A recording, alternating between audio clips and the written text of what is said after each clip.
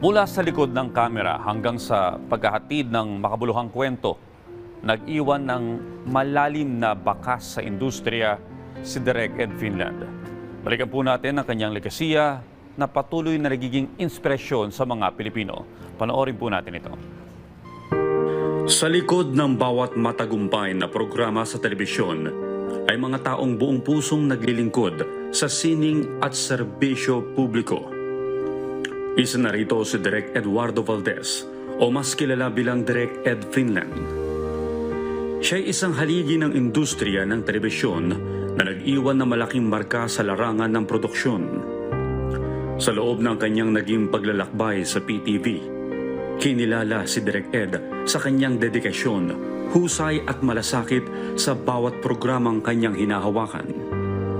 Sa bawat produksyon at bawat kwentong naihatid sa sambayanan, dala niya ay profesionalismo at pagmamahal sa sining ng broadcasting. Hindi lamang sa likod ng kamera tumatak si Direk Ed. Nakilala rin siya bilang mahusay na aktor na naging bahagi ng ilang pelikulang Pilipino, kung saan ipinamalas niya ang kanyang lalim at natural na galing sa pag-arte.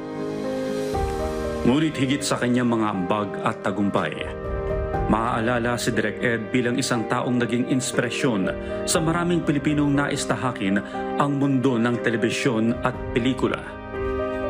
Sa kanyang pagpanaw, nagluluksa ang industriya, ngunit nananatiling buhay ang kanyang mga alaala at pamana sa bawat kwentong kanyang naging bahagi.